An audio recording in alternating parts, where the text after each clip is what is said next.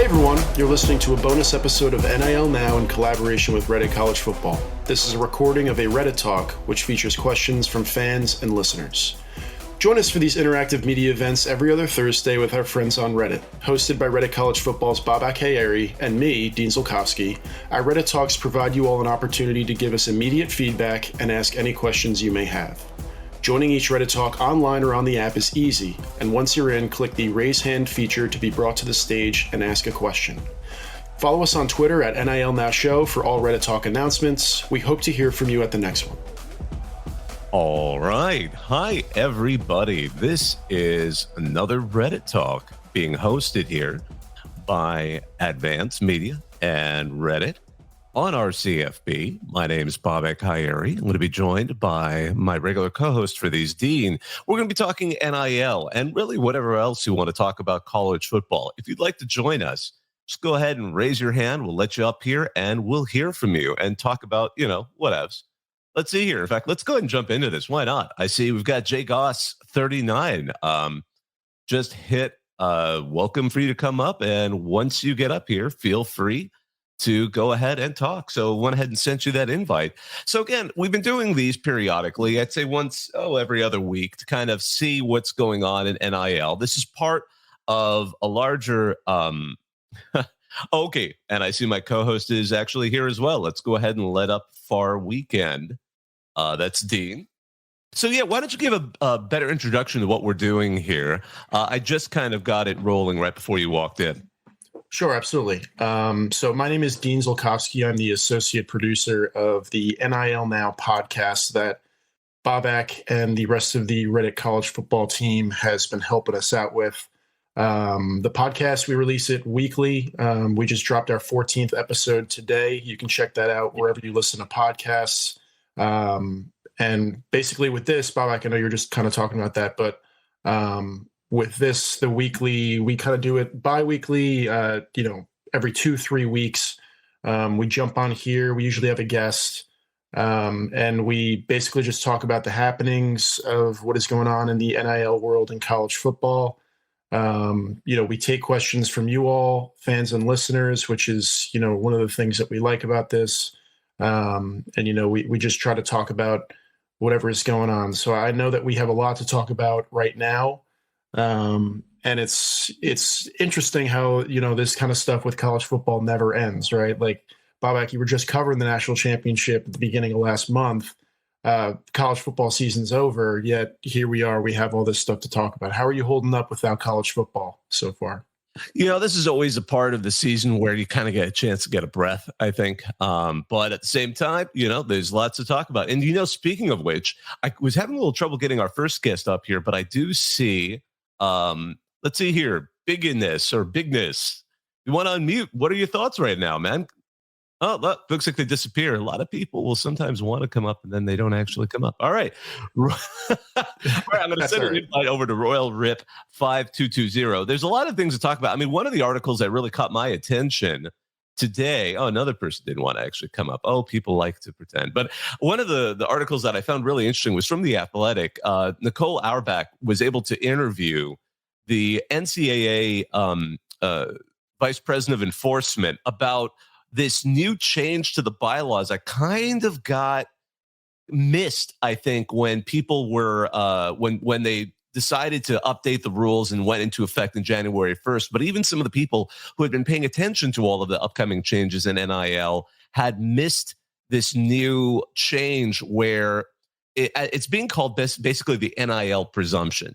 So now the rules that NCAA has to work with allow them to basically presume guilt. They get to presume that a program has done something wrong based on whether or not there is, and I'm going to find the exact way, if circumstantial information suggests that one or more parties are engaged in impermissible conduct, the enforcement staff may make a formal allegation based on the presumption, and the hearing panel shall conclude a violation occurred unless the institution or involved individual clearly demonstrates with credible and sufficient information that all communications and conduct surrounding the name, image, and likeness activity complied with NCAA legislation. So, in other words, if you get an accusation or an article is written about what might be an impermissible benefit, the NCAA is going to presume that you did it unless you can prove otherwise, which has caused some consternation because that is quite the opposite of how the justice system works. And obviously the NCAA isn't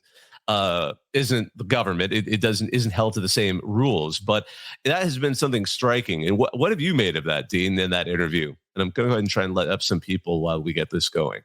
Yeah, absolutely. Well, first, I just want to say, one, what are the chances that article dropped? It was almost like they knew we were having this Reddit talk, and they almost knew that we were going to be looking for things to talk about specific to NIL. So I'm very glad that it dropped today and we saw it. Two, I'm glad that you are up here with me as the legal guy who can kind of, look over this and because when I look at some of these big words, it's like, oh, I don't even necessarily know what that means. But one thing that, when I initially read this, it's like, okay, the school is going to have to prove that they didn't do anything wrong, right? So someone can write an article about them, and they were talking a little bit about, you have to trust the sources, and it's important that these are, infallible news, organizations or sources to, that are saying that a school was infracting or misbehaving with NIL. But also it's interesting to see that, they're talking about already, okay, but what if fans are just making things up, right? Like, how easy is that we talk about message boards, and we talk about, things like Reddit, where rumors just spread, and college football fans can say, oh, so-and-so is, paying this recruit this much money, or, this school is paying another recruit however much money. And it's going to be interesting where the school has to kind of backtrack, and it's going to be even more interesting to see what the NCAA is deeming as like, okay, we're going to actually go forward with this, and we're going to actually, investigate this and see if, this school was actually doing something wrong. So I guess that is right, like the next step to kind of clean up what the NCAA has kind of left to get out of control with NIL, but at the same time, it's kind of opening a door to crazy possibilities for some of the stories we could see. And yeah, it's just, it's interesting for sure. Yeah, and just to kind of build off of that, and also I see we have a couple people up here, so we'll get you talking in a second. The two aspects I think of this are there are fans out there that are going to be creative with coming up with, I mean, it's as if message boards didn't already harbor, and I'm not just talking RCFB, especially team-specific message boards talking about a rival. Certainly, there's opportunities to game that system and kind of come up with rather creative stories that may be hard to prove or disprove. I think that's where the concern is. The inability to disprove something is true, and the NCAA can take action on it. But also, this is just, it's like the NCAA can't get out of its own way in terms of doing stupid things. And that's an evergreen statement. But right now, because they fought tooth and nail to stop anything like this from occurring. And then when it actually occurred, they weren't ready for it, which is completely, it's stupid for any institution with the sheer size of the NCAA, because they oversee something in the neighborhood of over 100,000 athletes at all levels. Certainly they could have put in a little bit of effort. I'm sure any wise person, which again, that is an absolute insult to the NCAA. If they had wise people there, they would have planned for what happens if we lose these lawsuits. Then what are we going to do? Well, they weren't ready. Apparently, maybe they didn't have the effort. Maybe they didn't have the leadership, but it is what it is. So, before we dominate this, the first person up here was Constant Madness. What's up, man? Why don't you unmute? We'd love to hear from you. Yeah, no, thank you guys for having me on.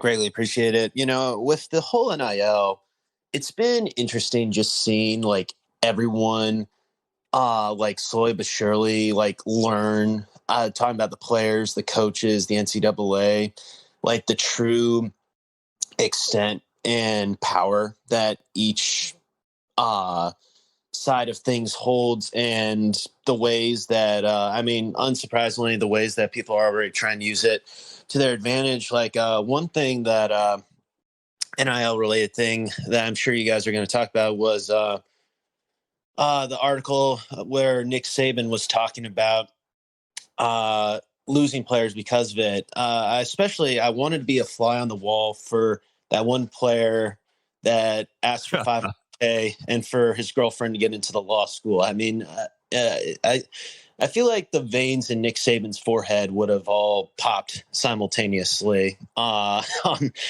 that. But it really, especially this NCAA, just as you guys have hit on, just shows how completely unprepared they were, and how just they have no clue how to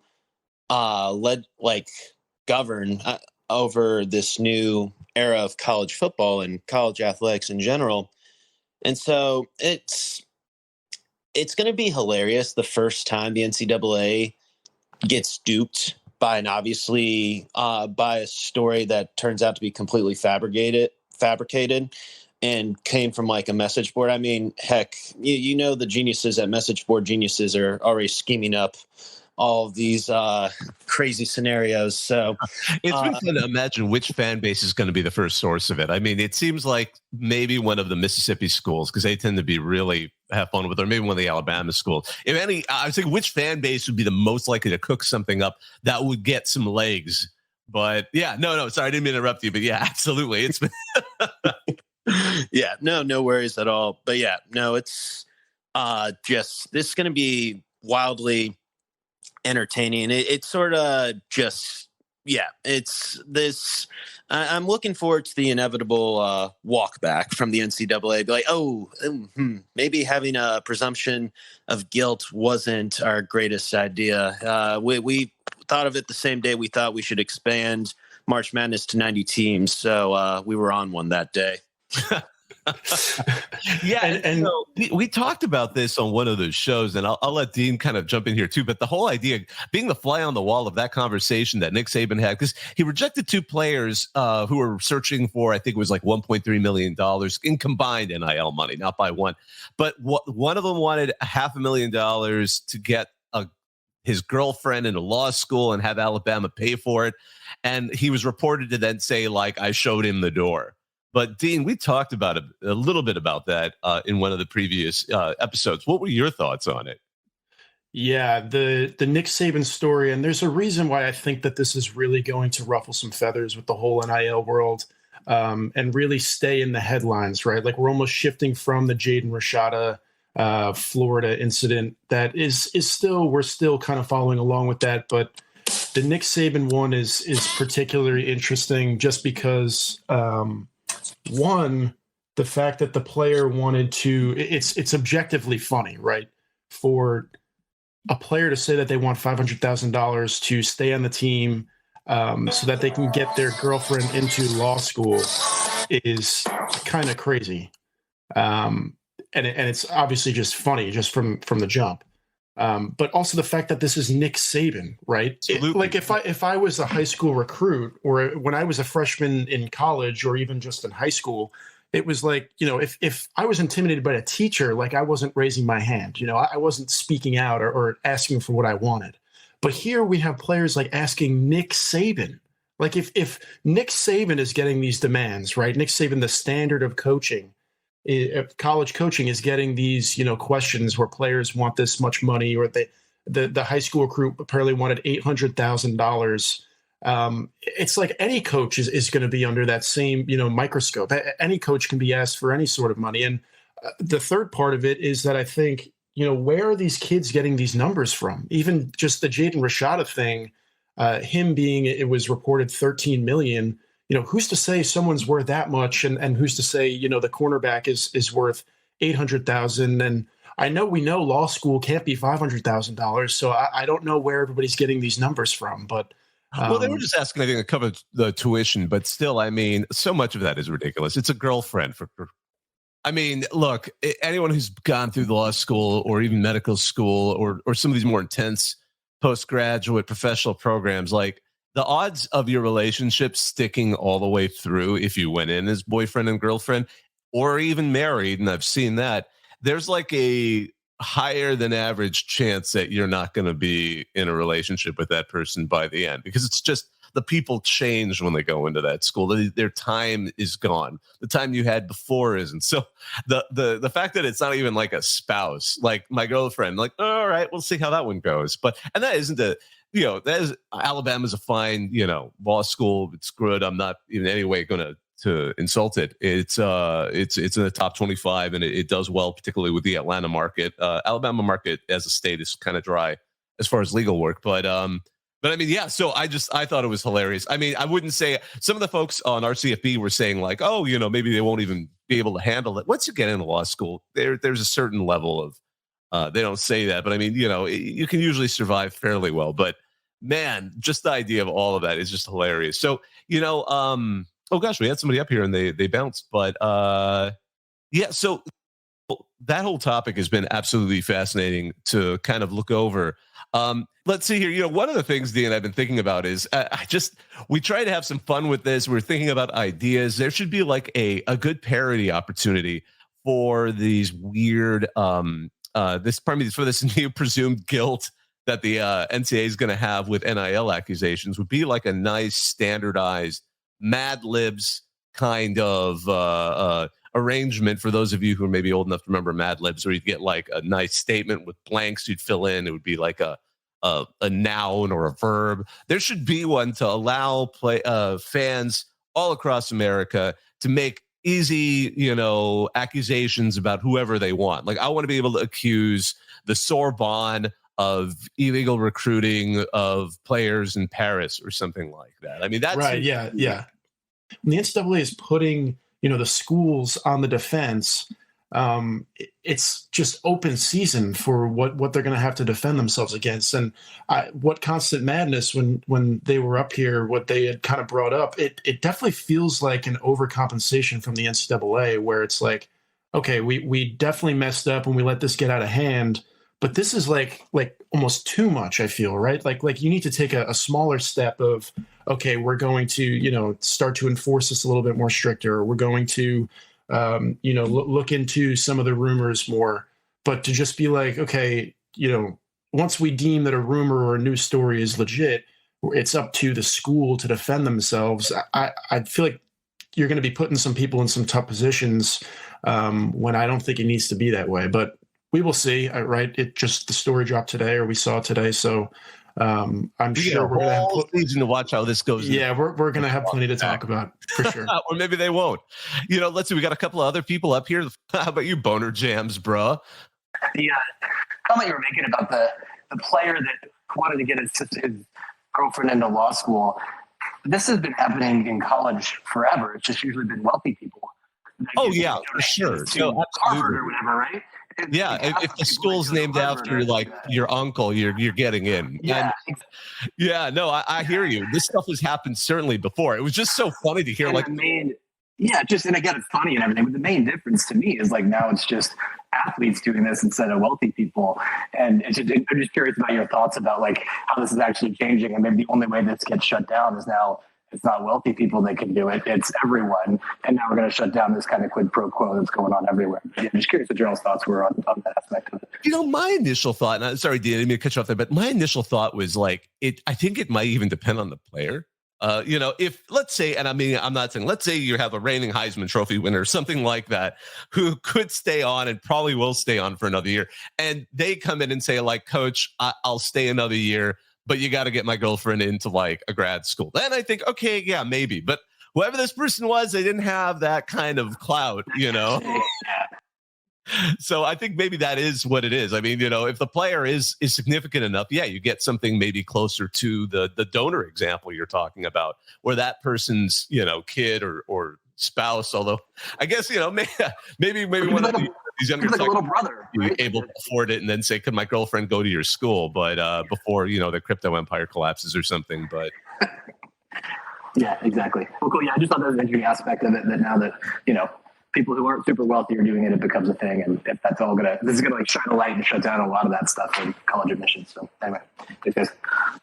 Yeah, I think you bring up a great point in that NIL is revealing a lot of this stuff. Like even that has gone on for a long time. It has to have, right? Where the star quarterback, I realize this isn't the star quarterback in Alabama, but if someone is creating a lot of money at a school, who's to say that hasn't happened in the past where it's just like, oh, by the way, I would be a lot happier here at school if, my best friend from home got in, or, you mentioned a little brother, if it's family, if it's, a girlfriend, whatever it is, who's to say this hasn't happened forever? It's just a matter of Nick Saban telling a few coaches at a high school conference and us finding out about it. And even then, NIL in that sense, how long have players been getting paid? And now it's just a matter of, okay, now we can kind of talk about it because, we throw name, image, and likeness on top of it. And suddenly, I'm within the rules, I'm not paying them the money, but the kids are getting paid. I think NIL, that's, I think, in a good way that has kind of opened up and revealed that, sure, this stuff has been going on forever, but now we're at least talking about it, or, the people we want to hear from are mentioning it, even if it's just in passing, even if it's just at a high school coaches conference or a football coaches conference in Alabama, we're hearing more about it, which I think is good. So let's see here. Antique World, you were able to make it back up. Let's hear from you, and then we'll get to everyone else on stage. What's going on? How's it going, everybody? How are you? Can you hear me well? Sure can. Awesome. Yeah, just to kind of piggyback off what I believe his name's Dean, what he was saying as far as like how long have people or have these players been getting paid? Like, let's be real, it's been going on probably everywhere for years, but now that it's sort of legalized, if you will, we're able to regulate it and we're able to see it kind of on a much more national scale.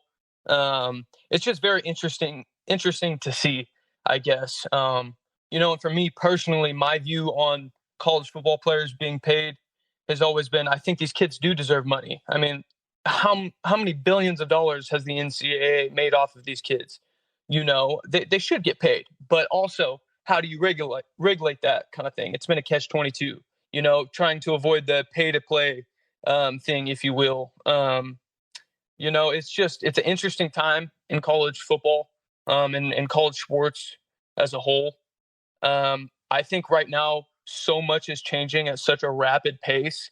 The NCAA should really try to focus on improving versus continuing to re-innovate. And, this whole guilty until proven innocent thing is news to me. I actually just tuned in today and heard that, and it's just kind of mind-blowing. But yeah, that's my 2 cents on all of this. It's just wild times in college football. Yeah, absolutely. I love the way you said that at the end. It's for pure off-season entertainment. This has been like NIL has made it it has been the gift that keeps on giving for giving us stuff to talk about or just kind of laugh about, really. Hey, let's see. We got a couple other people up here we wanted to also talk to. Let's see here. RTR7105. We're able to make it up and unmute. Yeah, sorry, I hit the wrong button earlier. Don't worry, it happens. Just we're kind of in the background. Like this is such a weird system. So I think not as many people are familiar with how Reddit talks even work. So don't worry about it. It's like we get it. So what's up?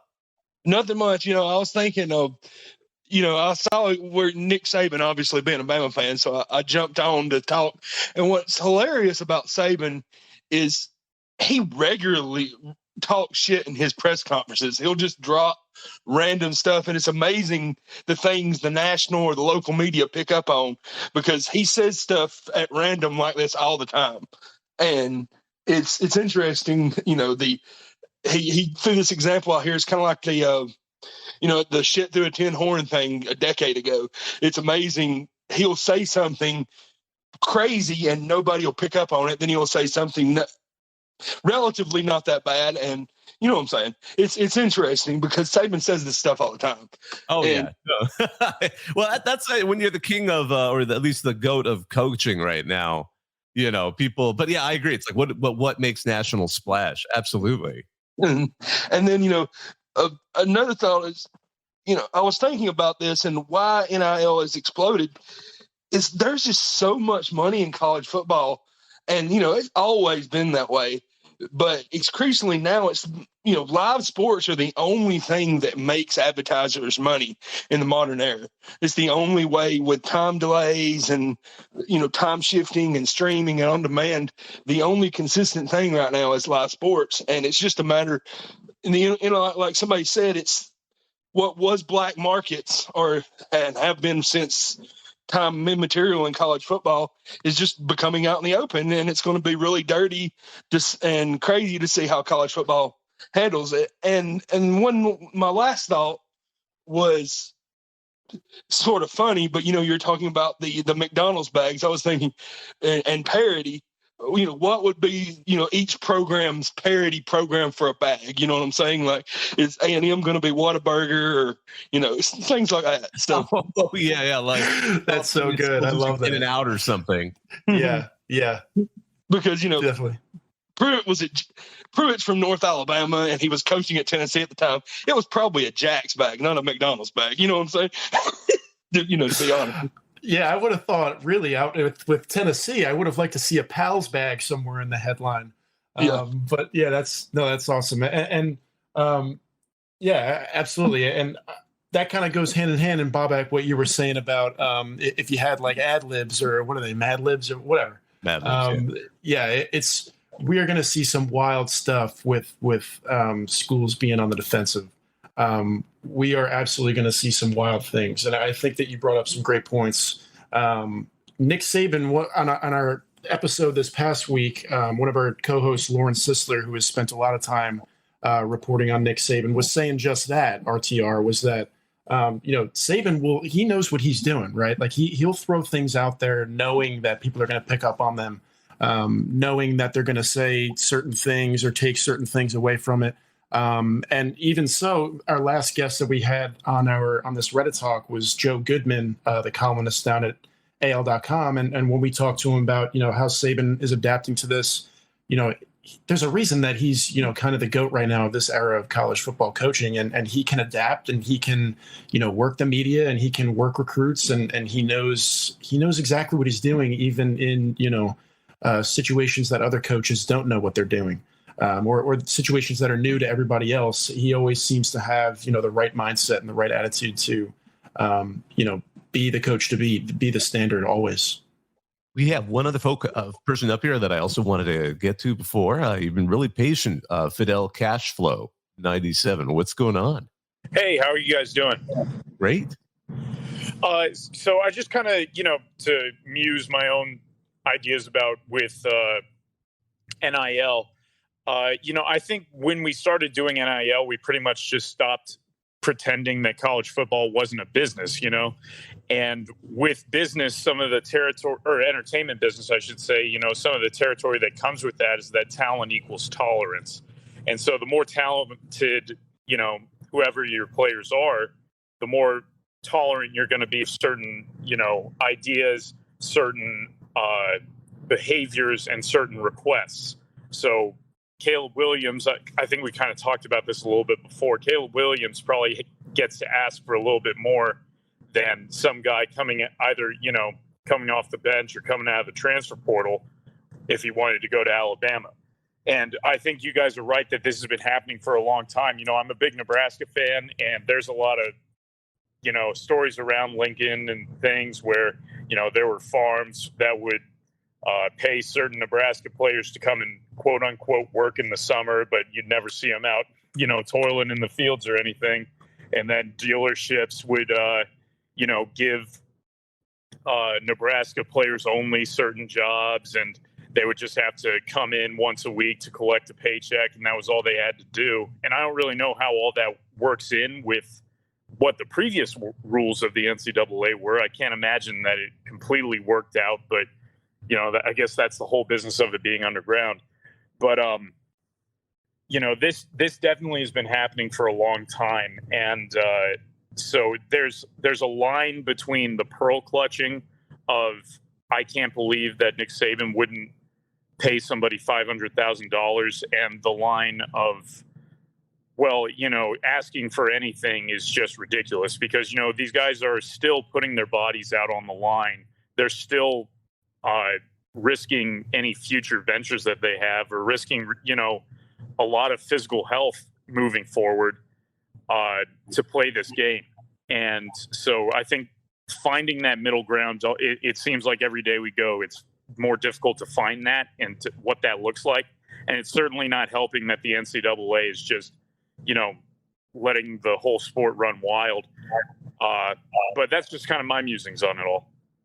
You got me thinking about one of my favorite replies in the RCFB post about that because, there were there's a mix of commentary. As you said, the pearl clutching, some of the sarcastic comments are like, oh yeah, this is totally nothing that's not happened before under the table. But I think it was a Kentucky, I'm looking at it now, Kentucky fan, Glimpse 12. I loved his reply. Well, there's a certain diplomacy to this stuff. You don't just trot up to the big man and demand a fat check. I mean, especially if you're not someone who's like a Caleb Williams or, someone who's either a Heisman candidate or maybe even is holding a Heisman or, we know that's now a quarterback and occasional running back award, but, or the equivalent thereof where you are, one of the key positions. You can't just, again, there's diplomacy and maybe that's what we're watching. Maybe that's something that NIL did. It made some of the players a little more cocky than perhaps wisdom would say. The gall to go up to Coach Saban and say that is probably one of my favorite. It's been one of the better stories, I'd say, in the last couple of weeks. Speaking of, and again, I always like to say, some of these stories aren't always negative, though. I mean, I really liked reading about Nebraska signee Malachi Coleman. Is 100% of his NIL money is going to kids in foster care because he was in foster care because he had been homeless. He'd been abused. And so that's something he's doing with his money. And seeing some of these other players, not just him, all across the country coming up with some of these, like giving I think there was somebody giving like presents or something before Christmas. And Blake Corum does a lot of good stuff in his community. I think he gives out turkeys with a lot of money that he gets around Thanksgiving. And I think JJ McCarthy has done a ton of stuff with children's hospitals. So a couple of Michigan guys doing some good work there.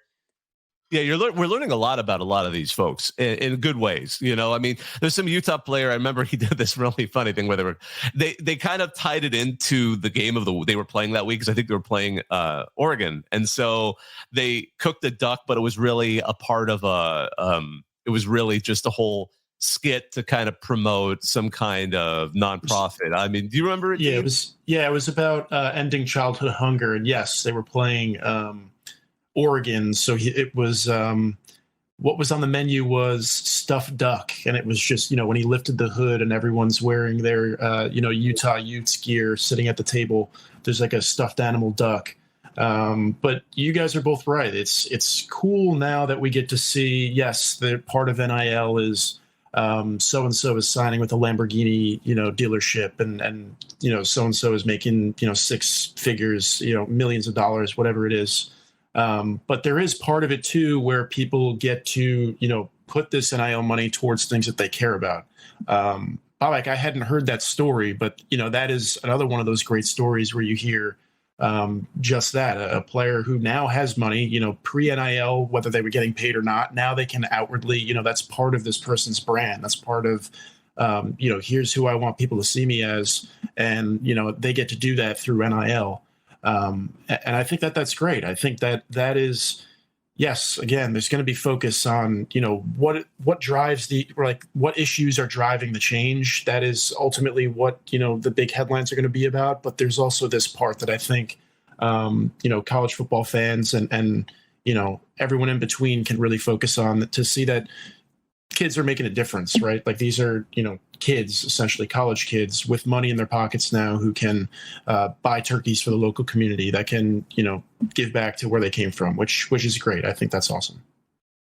And it shows, that just because you're getting money, you don't have to start asking, what can the program do for me? What can I do for the community and for the program? Is still, you can still get money with having that mentality of what can I do for those around me. And I think with a lot of the people who do that, you get a winning attitude, and that spreads onto the field too. I think it just creates a better culture in your locker room, as opposed to everybody looking around and saying, well, he's got $20,000 more than I do in his NIL bankroll, so I'm gonna start to wonder what's this place really doing for me. You know what I mean? Yeah, absolutely. And I think a point that you just brought up there is really great. And that's something that we talked about on the NIL Now podcast this week, was when I first saw that, students or student athletes are going to be getting paid through NIL, I'm thinking, okay, well, someone on the team is going to be making whatever it is, $5 million, and someone's not going to be making anything. So how do you balance a locker room like that where, someone's getting all of this money and other people aren't. Someone has, millions of followers on their social media and other people are, walk-ons, but they still play on the same team. And one of the articles that we talked about in this week's podcast was from On3, who does a terrific job with all this NIL reporting. There was a survey with, I believe it was over 1,000 student athletes, college athletes, and about 8% said that there was tension in the locker room over NIL deals, that there was some kind of conflict or a rift or something within, between teammates over NIL earnings, which I think is a lot lower than people would predict it would be. Kevin Jones, one of our co-hosts, a former All-American running back at Virginia Tech, said that he thinks that number is actually going to rise, that may be a little bit low. But that is one of the bigger issues in NIL that maybe isn't so much of an issue, I guess, is, how do people, we're not in that position to be making NIL money because we're not on the field as student athletes, but all the other players that aren't making as much money, they still have to, look over next to them and see someone who is, which I've always found really interesting. And it's interesting to see that, that number was only at 8%, believe that there's, a rift or tension rising because of NIL earnings. Definitely.